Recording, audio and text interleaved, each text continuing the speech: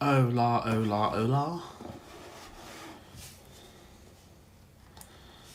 I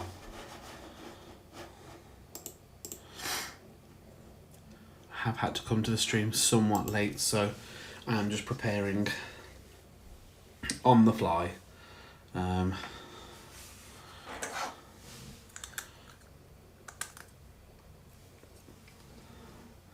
As it says in the title, if you catch up with this on YouTube, there's none here at the moment. I don't even actually have the stream open to see if we're okay. But we'll be doing Butterfree today. Pokemon number 12.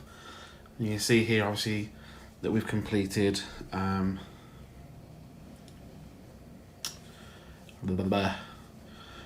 and Metapod in the last couple of streams.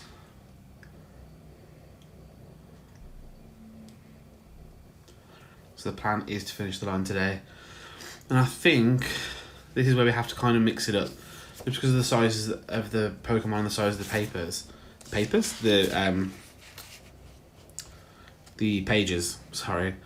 I think what we're going to have to do is do sort of Butterfree here, and then potentially do Weedle kind of there. But then in the next one we'd do Kakuna and Beedrill and round those out, just because, let's be fair, I'm not going to dedicate an entire page to Butterfree.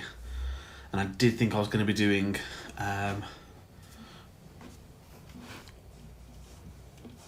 much smaller, or I was hoping to at least, do a smaller Caterpie and a smaller Metapod, so that they would be sort of side by side and therefore not take as much room up, and then put Butterfree below them, but that's not going to work.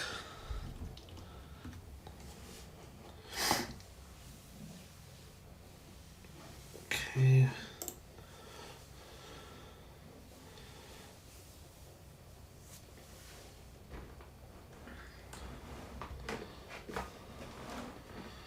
So I think this is going to be quite an interesting one. Butterfree's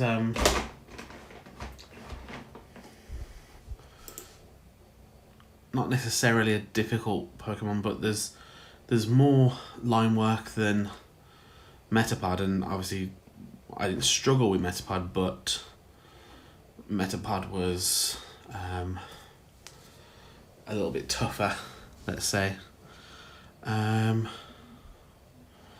So I think if we start off sort of over here anyway with the wing to get our bearings of where, because I think if I do say the head kind of there,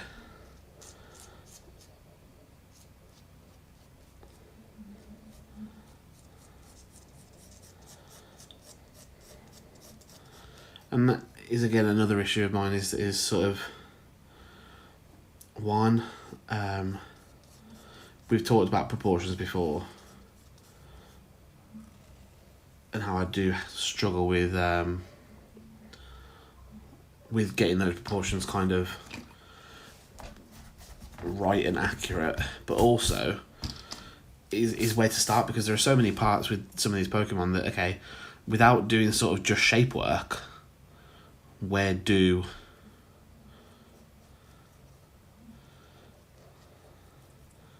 you start?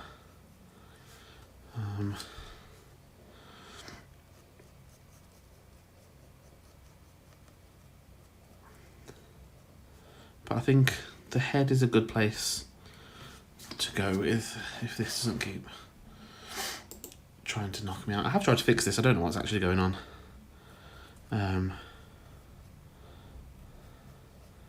For some reason my Chrome keeps bringing up a recapture tab multiple times when I first opened the computer up. I thought it would have fixed it by signing in, which is one of the things that I'd sort of found online could sort it, but doesn't seem to have done anything.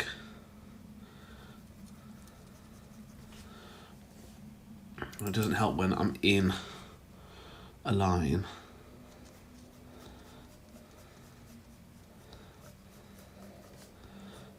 It's going to then come around here. to there and to there, but the line doesn't close up. Then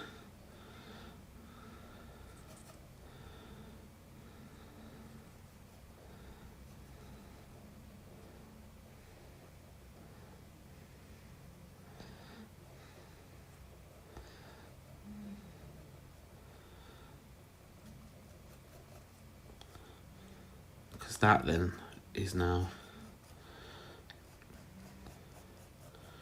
the body done. Well, that should start there. Brilliant.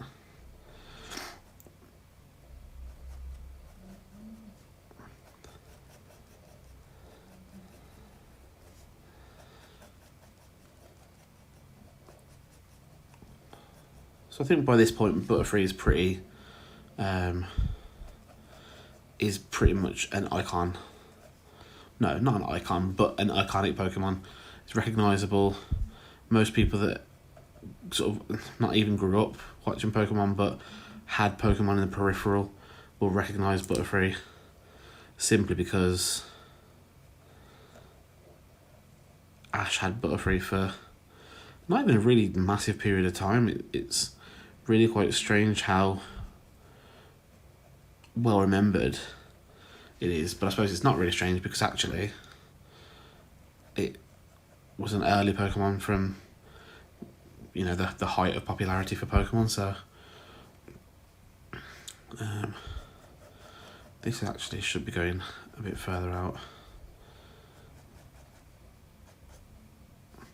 And then these should be, so let's get rid of a bit of that line so I don't get too confused. No, this is supposed to come much further in actually, and that's where I'm tricking myself. That was right. Yeah, that's good, that's fine. So, let's start with the antenna. I say start with, you know what I mean.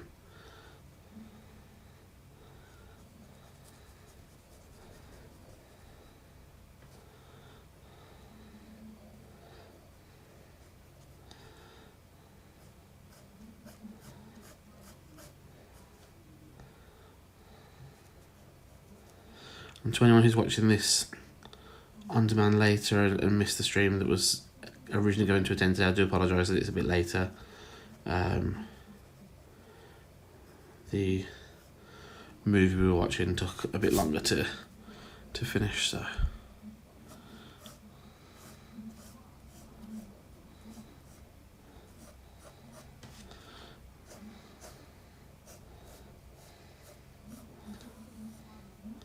Okay, so yeah, this foot does need to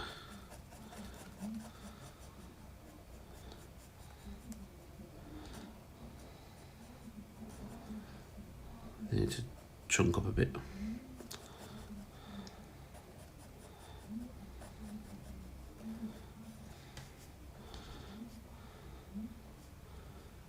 And then we're going to have this going right up to here,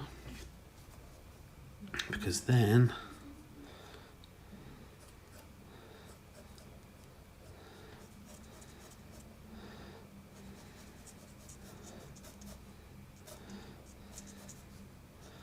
and it's going to come in just under the hand, with then a little bit of this just visible because this comes out to about there. And then if we start getting some of the detail in, I think we're basically done. Then it's just colouring. So again, the most complicated part of Butterfree is the line work. Everything else is kind of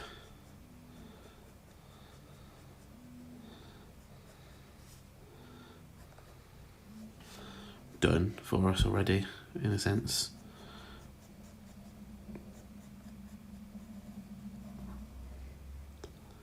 Okay, so if we start with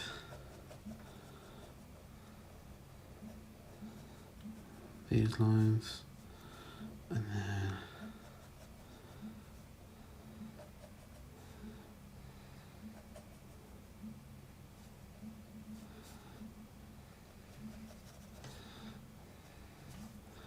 okay, and similar for this.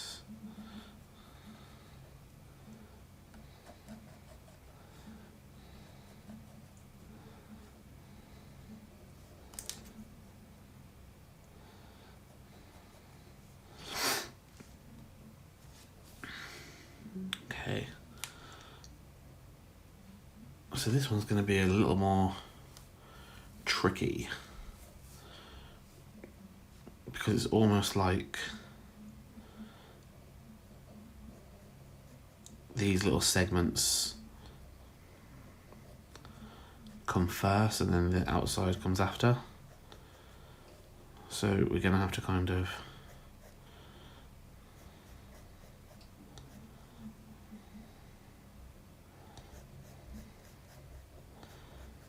straighten that up a little bit because I don't want too much. And these do get quite big. This second one is already too, this second one's already too small because this one should be going straight in. This goes here, but then it should be going in almost to the neck. Because then this one comes up quite big, almost to the eye.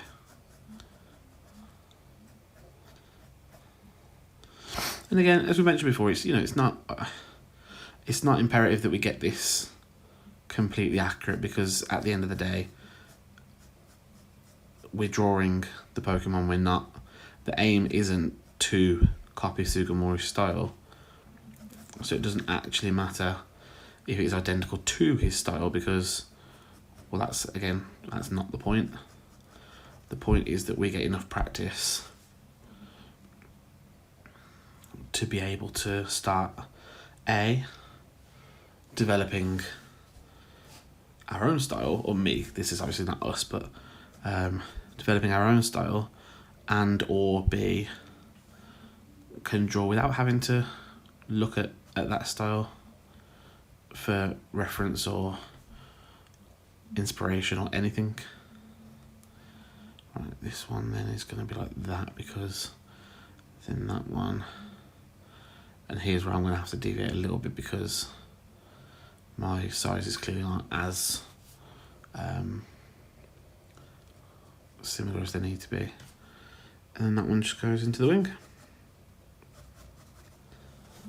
Okay, so we just need to kind of not match that the other side because obviously the black part here of the wing is much less visible because of the shape of it, but at the very least match the number.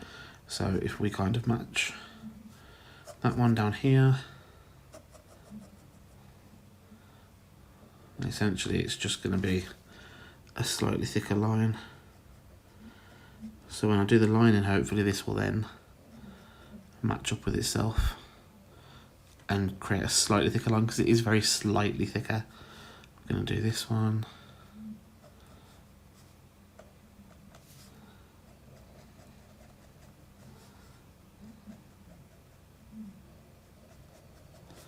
Okay, I'm going to do this about the same.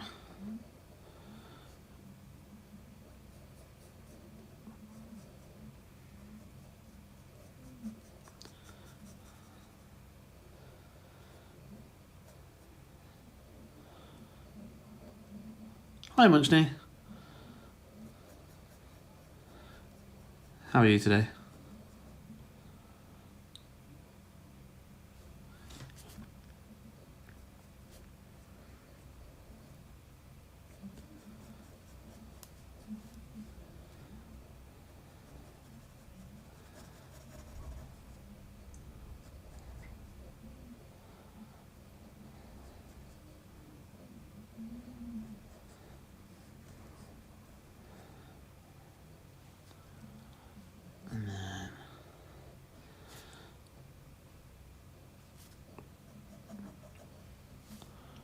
So we got, what we got? Another one for here. So should be strangely exactly the same. A lot tighter than I expected to be after a nice break yesterday. But well, yeah, well.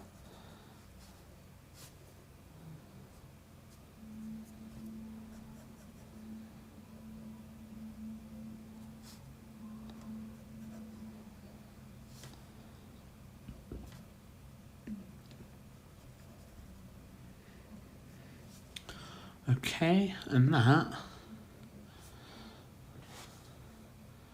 is the line work done. No, not the line work done, the sketching done. Excuse me, I want to take a quick drink.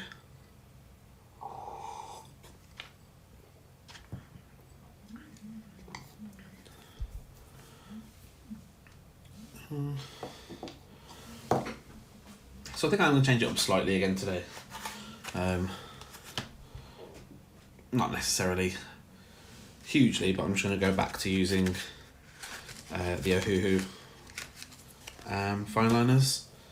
And again, sticking with 0.3 because that is the just the best that I've found for the lines. So I figure if we start with the antenna, we can work from there past the head.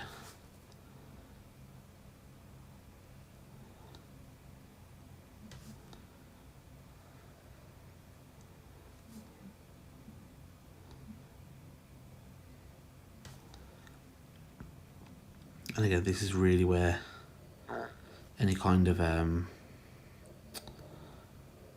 alterations, I suppose, come in to play. Shape-wise and line-wise.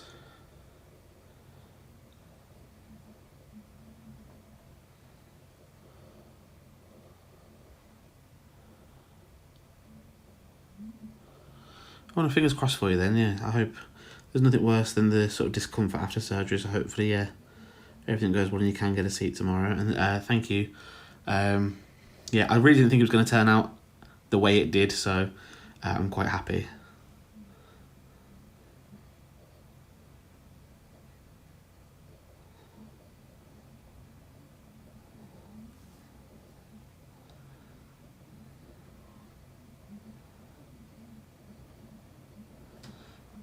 That's turned out a bit too small, but I don't mind too much.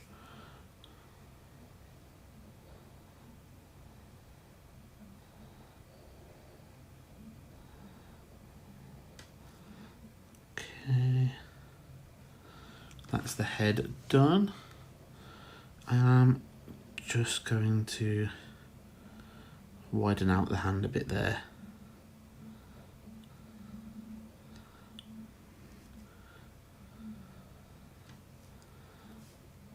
And then we're going all around with this.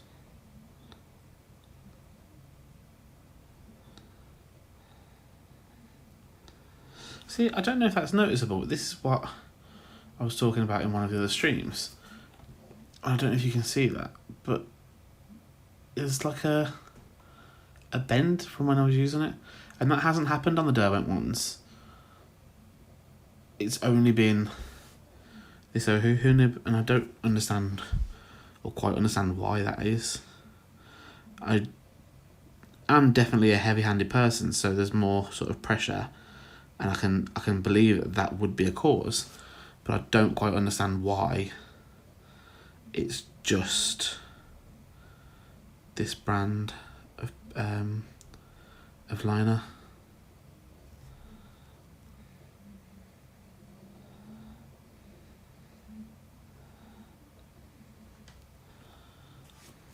Okay.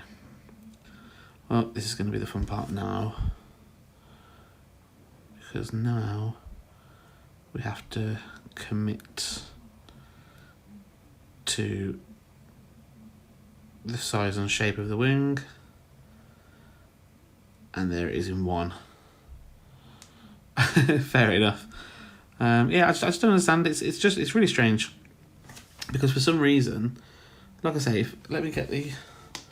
So I've used the Derwent liner for a few, and maybe it's because it's shorter. So I don't know if you can see that. See if I can change the focus there.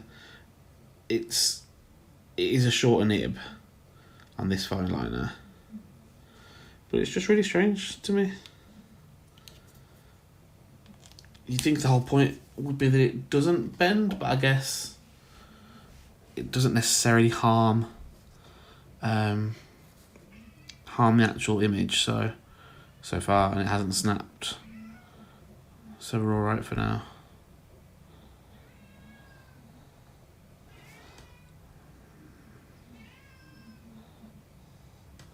That's probably a bit big, but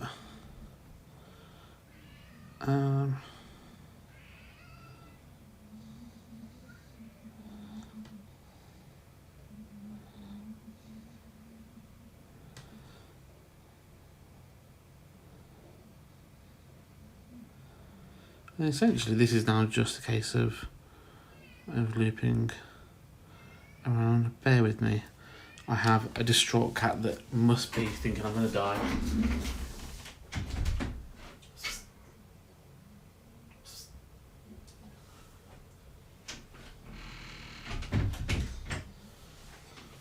Where are you? Give it 5 minutes and it'll think that he wants to go out.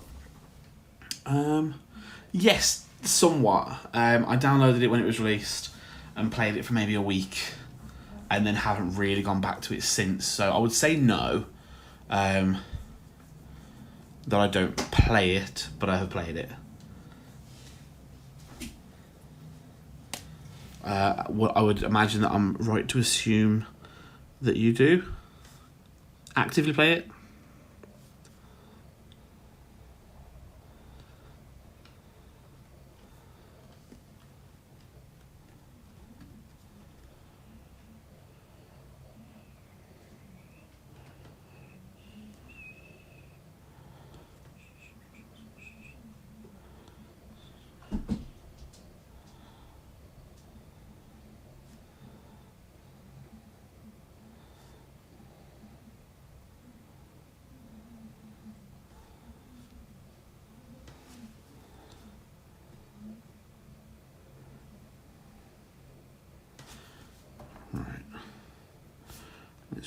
Let's start from here. I do want to do this in again one fell swoop.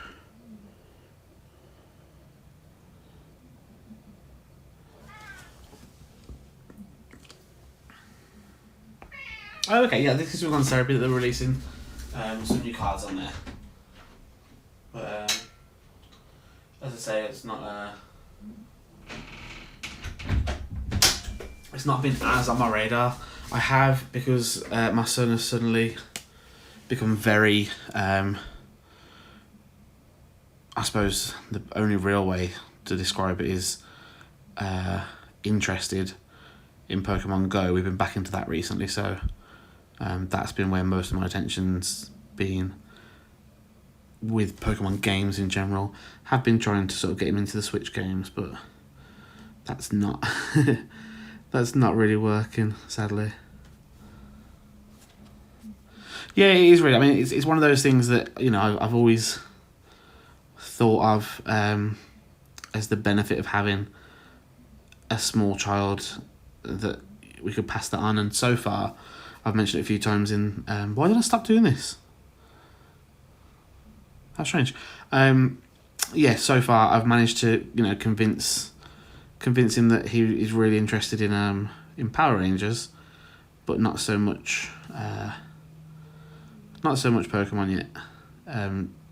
Although again, you know, even today we went shopping, did our food shop, and we stood outside while his dad, his other dad I should say, was sort of packing and paying, and we stood outside in the car park and played Pokemon until he came out. So that's enough for me at the moment. He's only 4, so there's not a great deal I can do. I'm not expecting him to, you know, join competitive and start beating Wolfie Glick. But I do like that he's getting himself interested, and that's enough for me.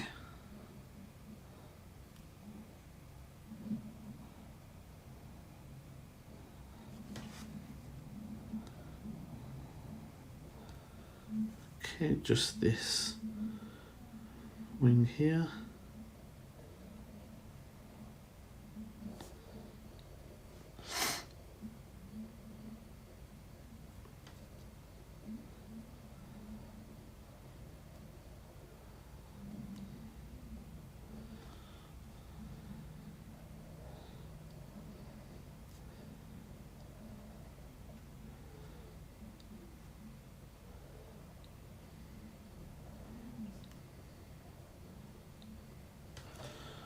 Okay.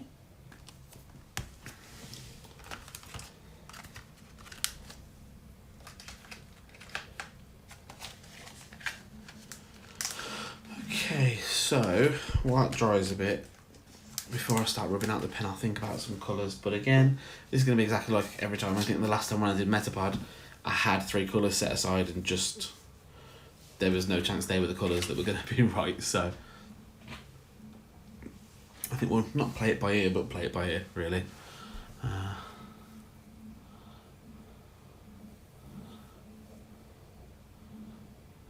Oh, that's amazing. Well, that would be a really brilliant bonding experience. And a good way, I suppose. I mean, I'm assuming that was part of the way that you helped yourself to learn English as well. As I know you said it's in your education as well, but I imagine that helped.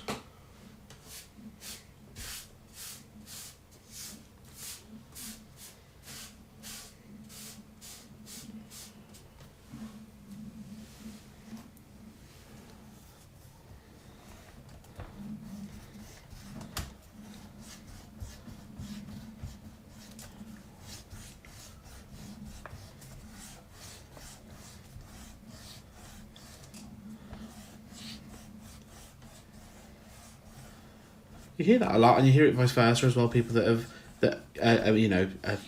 predominantly English speakers learning other languages from the shows. A lot of that being, my friend can't speak Korean, but she can understand Korean because of the K-dramas she watches, and have been for years. And I suppose that's why things like Duolingo and everything work, because all you need to do is have that base knowledge, and then what you really want is experience talking in that language and using it frequently.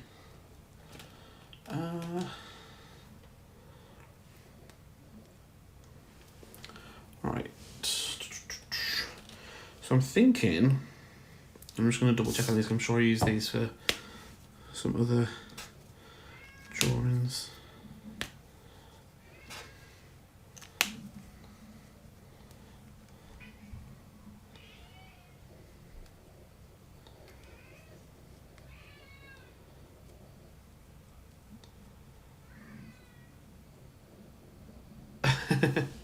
That's quite funny.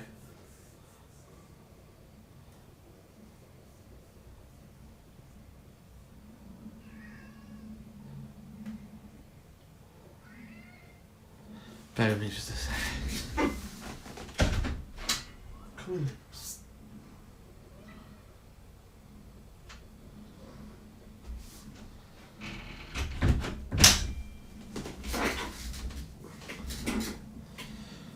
I think I have it too dark. So I'm going to stick with neutral grey 140, but neutral grey 130 is too different. Do I have a neutral grey that's lighter? I have a neutral grey 80, but something tells me that's going to be a little too light. Let's try.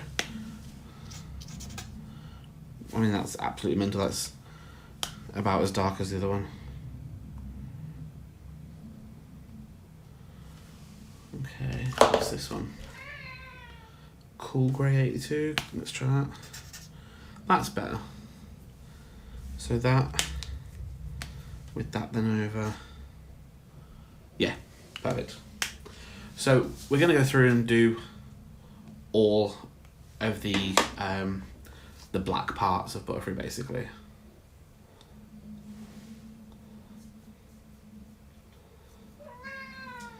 See, that does make sense because, I mean, even with things like Japanese anime, 1 second.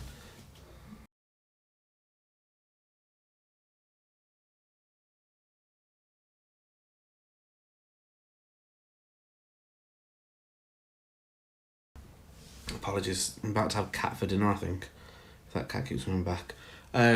Yeah, you hear it a lot with things like Japanese anime, that's the best way. And I do watch Japanese anime in Japanese with the English sub, but I'll be really honest, I am not sort of paying much attention in the sense of then learning what's going on. As much as I'd love to, because Japanese is a language I'd love to speak. I've been twice, planning to go again, and again and again and again, because I absolutely love it there. So knowing the language would be a bit of a boon, but I think people quite often underestimate how much of a skill learning a language can be, especially as you get a bit on in age. And sadly, I think I'm now at the point of being on in age, so. But never say never. I think everyone should try and learn at least one language. I think the world would be a much happier place if everyone could speak to someone else in their native tongue.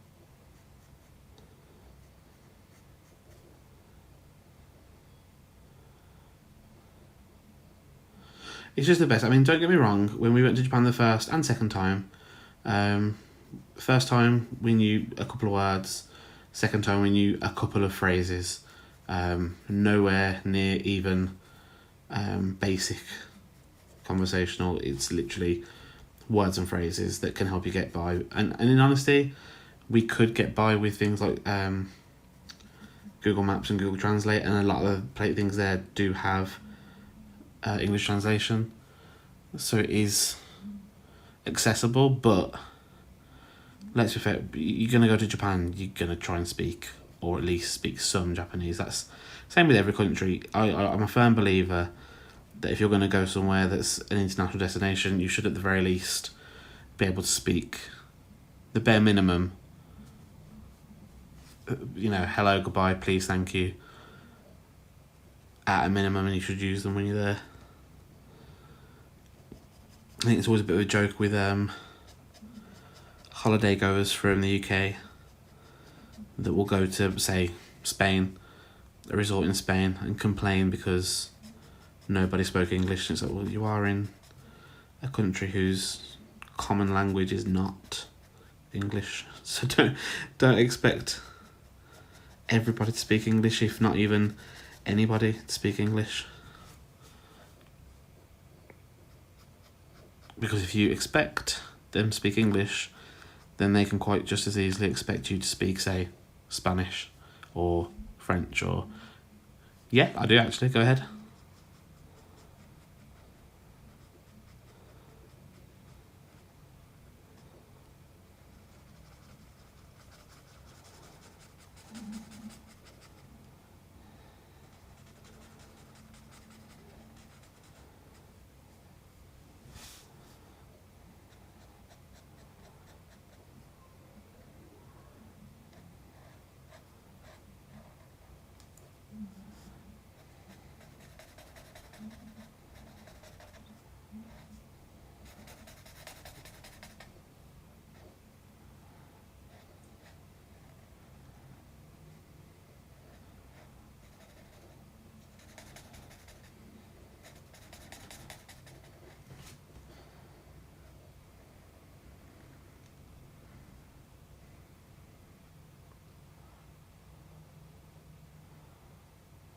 I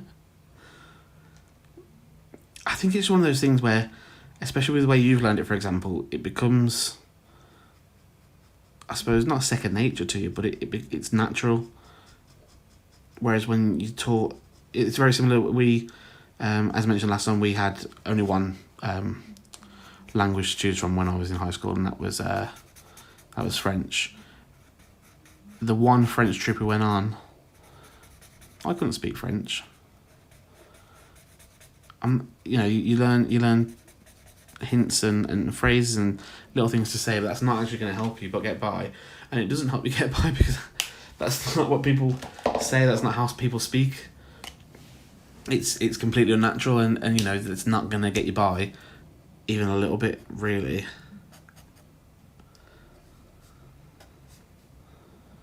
So I think, yeah, sometimes you get what you pay for. Sometimes you absolutely should have saved your money and paid for Netflix or something.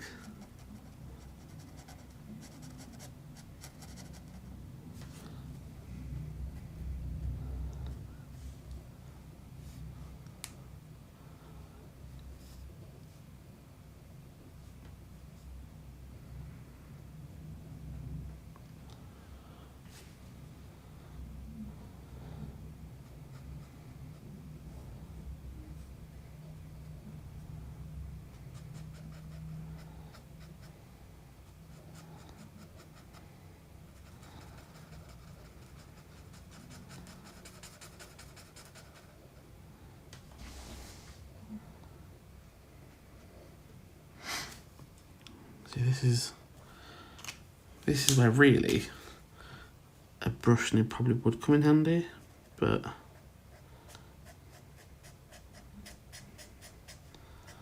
I think the chisel, well, this isn't the chisel, is it? Is this chisel? No. I think it's just the general broad, but a broad tip in general. I think it's probably,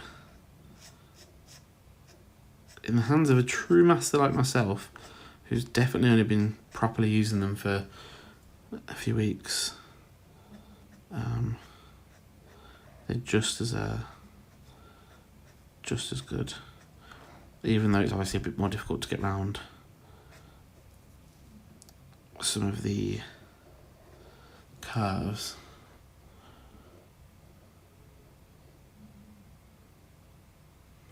And that's it. I think people again underestimate how important a language can be.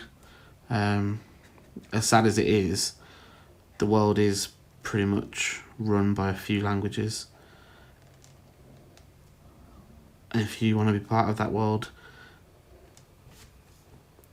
in a capacity that can change it or help it, I think, yeah, you're going to need to know at least one, if not multiple, of those.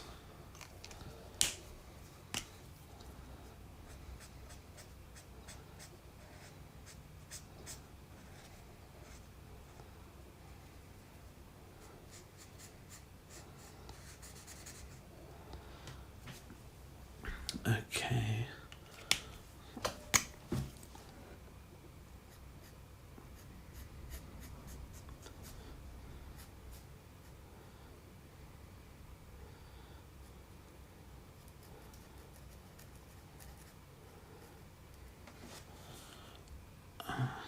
Do a little bit there as well.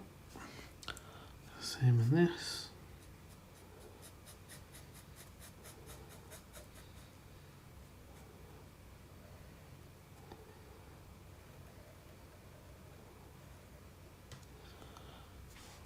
Okay.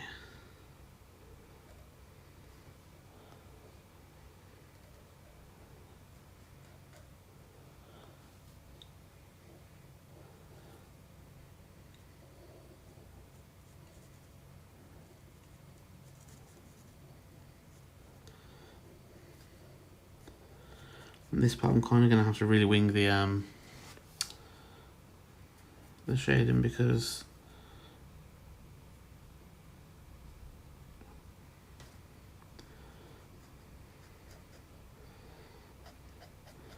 there's not as much black on these wings, but at least that's pretty good.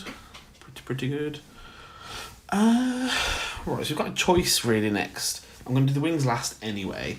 So, I'm thinking eyes next, I reckon. And... oh, 100%. Absolutely 100%. Let's be fair, you're already cutting off people technically whose mother tongue is your own language just by not being able to speak to them, and I would absolutely have loved to learn sign language. I did learn the alphabet long ago, so I don't remember most of it now. Is that actually darker? Because that's not really good enough. So no, let's put...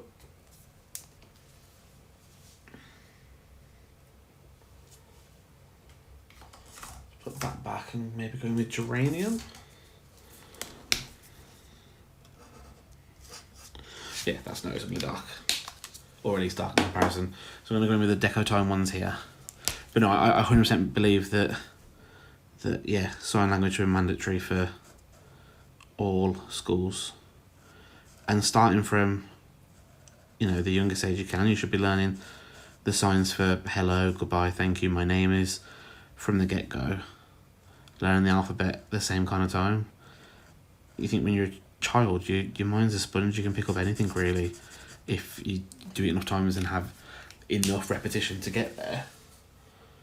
When you're a grown-up, your head kind of doesn't want to let you do that, and it suddenly becomes hard, or it becomes a chore, and your body forces you to not want, quote unquote, not want to do it, when really, again, you know, it's great that, say for example, you've learned English and can talk to me on here. I don't know Spanish, I can't talk to you, but there could be someone 2 streets down who's technically is English but can't speak English and can't communicate with me, and I can't communicate with them, and that's not really fair on anyone. Right, no, that's not really going to work. Butterfree's a bit of a difficult one, because Butterfree's more like a dark lilac. Is that kind of the right colour? Oh yeah, that could work. This one, I hope this comes out a bit darker than it is on there. Do you know what, actually, his sort of highlight is quite light, or his base rather. So I'm going in with the Artex markers here at 75 and 77. They're not going to be the most accurate, and actually I'm second guessing now.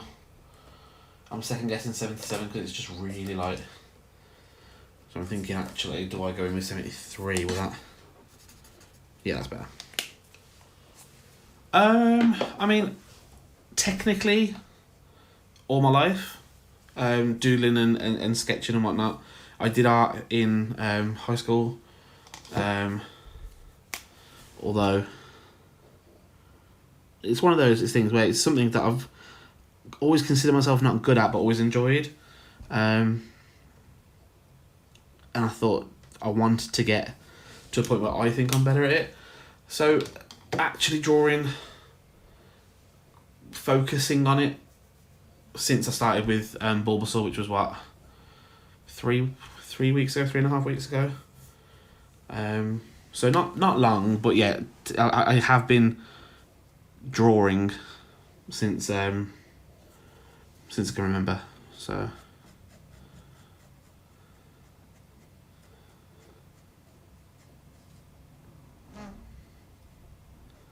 but it's only, as I say, really since I've started on Twitch that I've put effort into it. It's just one of those things. I mean, I've mentioned this a couple of times in the past, but I'm really sort of wanting to be a published author, and whilst there was a book I was writing, and I'm still writing, and have been for a few years, a few months back I had this really good idea, or in my mind a good idea, for you know, a really good, helpful, fun children's stories that really, I want to get to a point where I'm good enough that, or not even that I think I'm good enough, where I am good enough to illustrate them myself. A, it's cheaper, and B, it's my mind. I don't have to work with an illustrator and, you know, compromise or maybe fall into that people pleaser mode of saying, yeah, that's fine. I want to be able to sit there and put pen to paper and get it done. But that's very far away at the moment. Unless they're Pokemon stories, in which case I can just copy Sugimori's art and put them on that way. But yeah, it's a pipe, not a pipe dream, because I have been sending the book out to publishers, to agencies and publishers. So it's one of those things where actually, while I'm doing this, and that's not the only reason I'm doing it. I'm doing it because I want to be better at drawing and colouring, and art in general.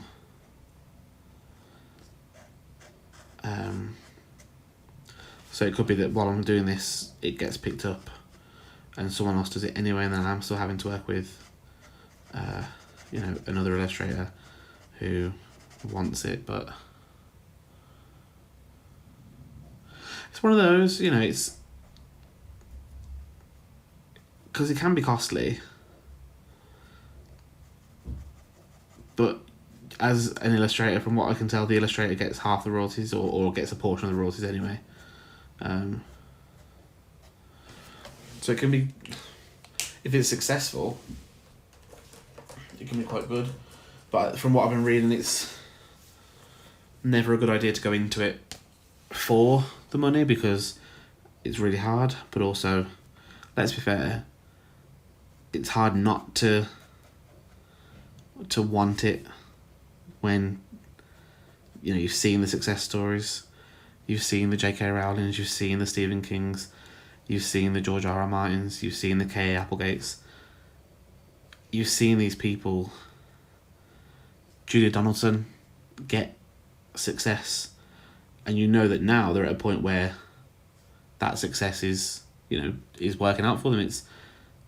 It's paying their bills, but I think there's always that point where actually that takes time or luck. Not luck actually, but an amount of luck is involved, because otherwise everyone would have a bestseller.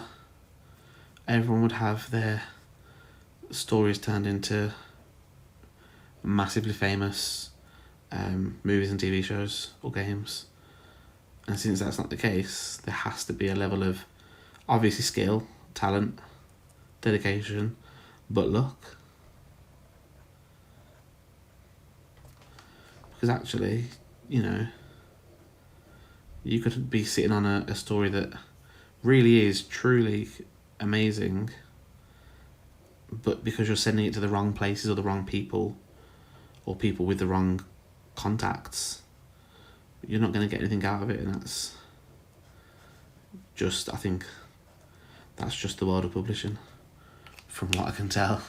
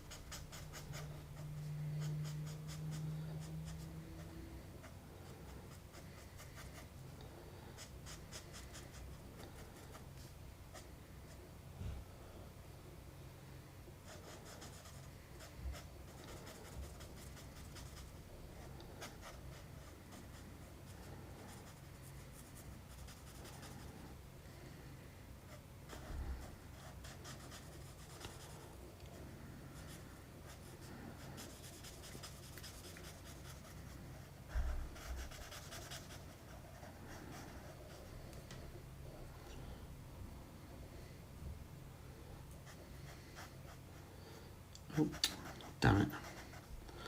Well, Butterfree's got 2 fingers on that hand.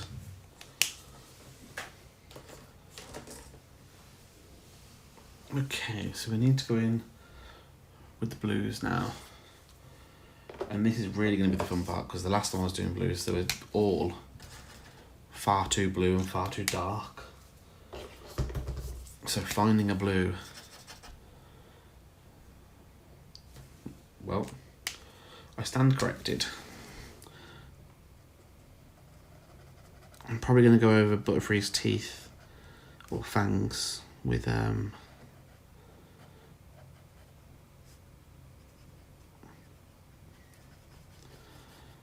the, oh gosh, what's the word now? With the chalk pen, just to really make sure they're standing out as white, because at the moment this purple has turned out really too dark. And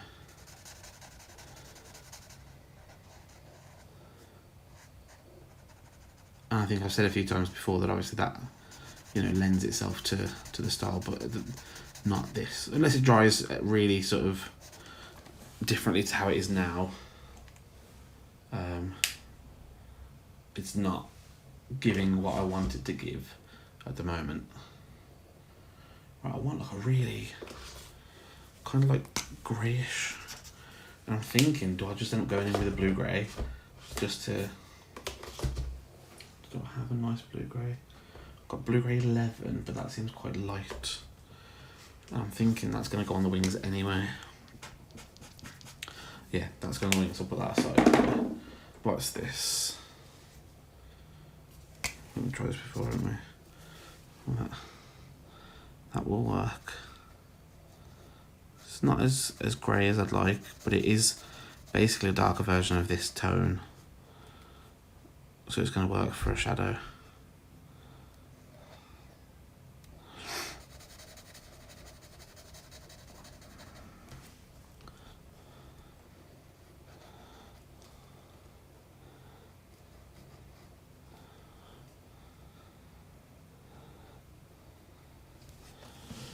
Okay, so, oh, that didn't come from there. Where did you come from? Where did you come from? Ah. What are you?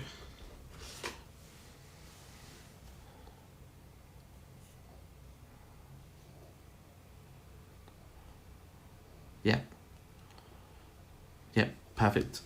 Perfectly put. And it's great if you can turn that hobby into, you know, not necessarily a career that you can create an income from, but a point where you can comfortably enjoy, say something like Etsy, for example, actually feeling like it's useful, I suppose, is a good way to put it. Right, so I'm going to trust the process here.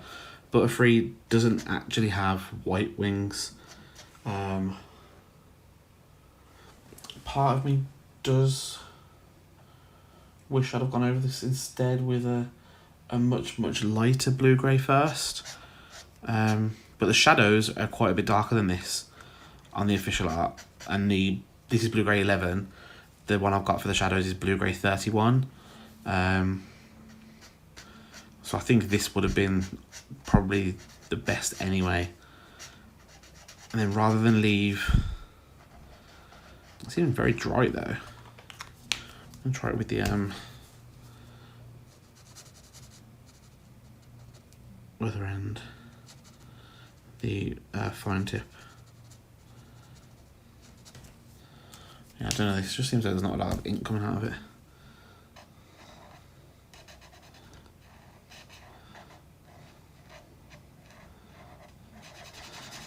Yeah, rather than leave sort of white patches for the highlights, I'm just going to stick with the normal method that I've been using of colourless blender for now.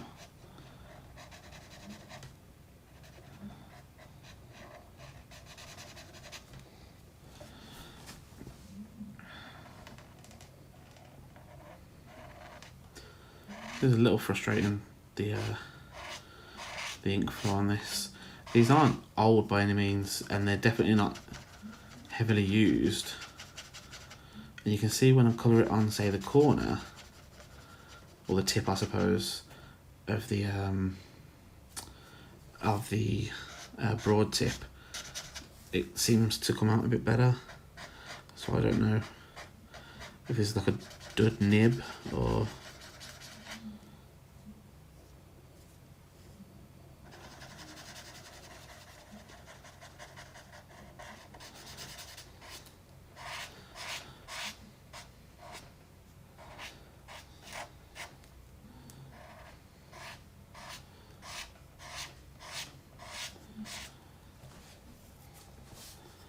Alright, next one.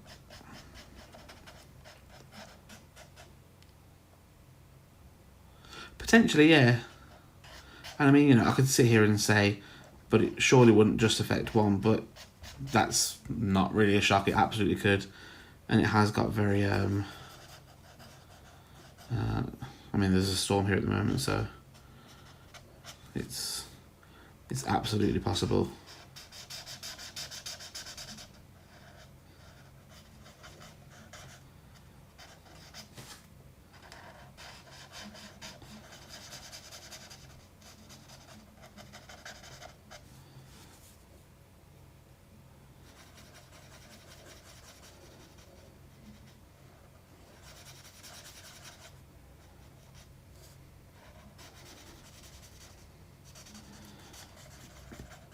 So these are looking very blue, these wings. And that is kind of just part and parcel of choosing blue-grey to do this in. I mean, if there was like a blue-grey like 01, that would have been ideal. I'm just wondering if my Deco Time blue-grey one would have been lighter than this. So let's see a quick... No, it's darker, that's right then. So I have made the right choice. Although... No, yeah. Yeah, so the blue-grey one from the Deco Time is basically the same colour as blue-grey 31 from Carla, well, from Ohuhu in general. But we're going to then have some shadow on this one. And shadow there, then a little shadow there, coming down into here.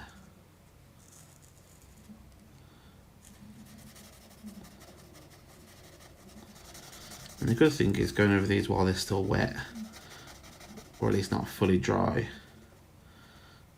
it kind of tends to dapple a little bit, which again really does work with Pokemon and Pokemon's official artwork.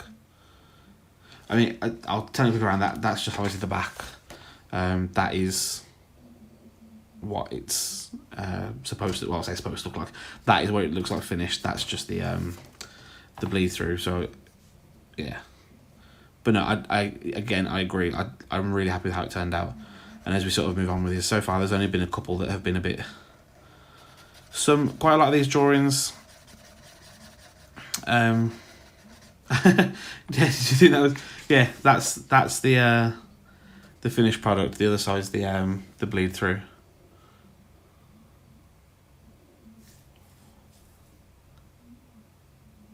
Well, I wish I could draw in that kind of stuff with outlines. That'd be pretty darn awesome. And then I think. Strange, actually, there's not a lot of shadow, but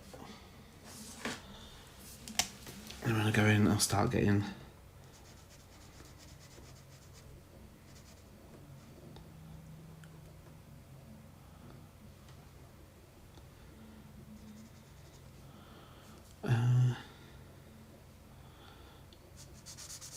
Get some highlights in.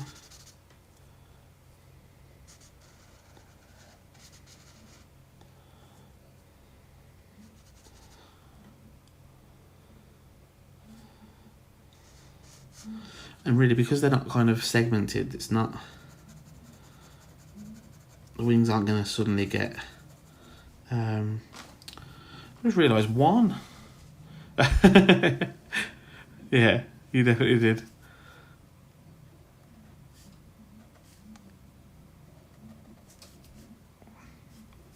These eyes don't look as dark. Do you know what I was about to say, or about to talk about how so far every time I've disliked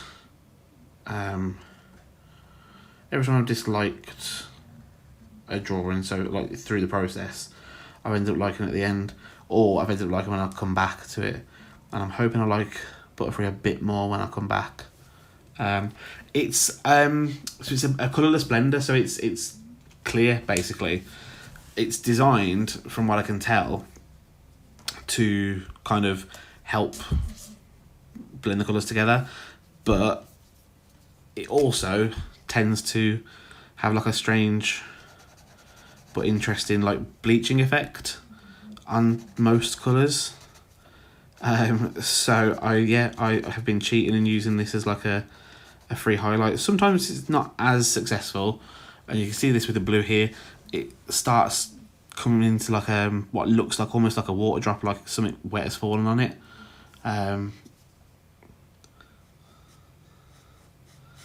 But a lot of the time it does just pull up some of the colour and lighten it up, which works really well quite a lot of the time for, as I say, a cheap, bit of a cheaty highlight. So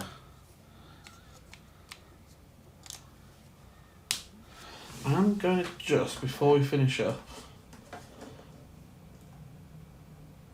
I think I'm just going to try and darken the eyes a little bit. I'm just not happy. I'm thinking, don't maybe going with some old red. Is that a bit too dark? Let's see. No, it's kind of perfect.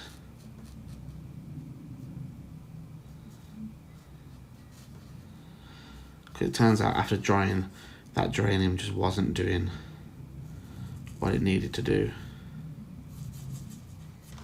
That's better.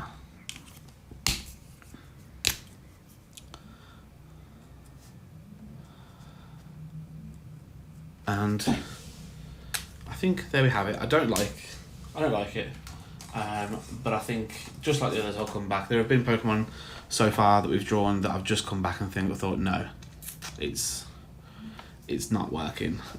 So we'll see what happens when it dries and all the colours have obviously lightened up.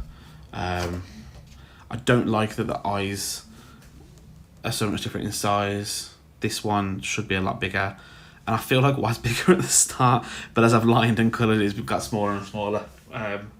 So there we have it. Yeah, it's strange, isn't it? I think you come back and you appreciate what you've done on it.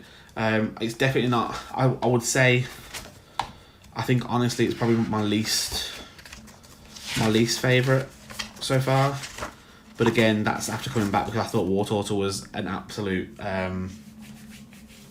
mistake, and it turned out to be good. So yeah, well, thank you. I'll see if I agree tomorrow. That's going to be it then for today. So thanks so much for joining me, Munchney. It's really good talking to you.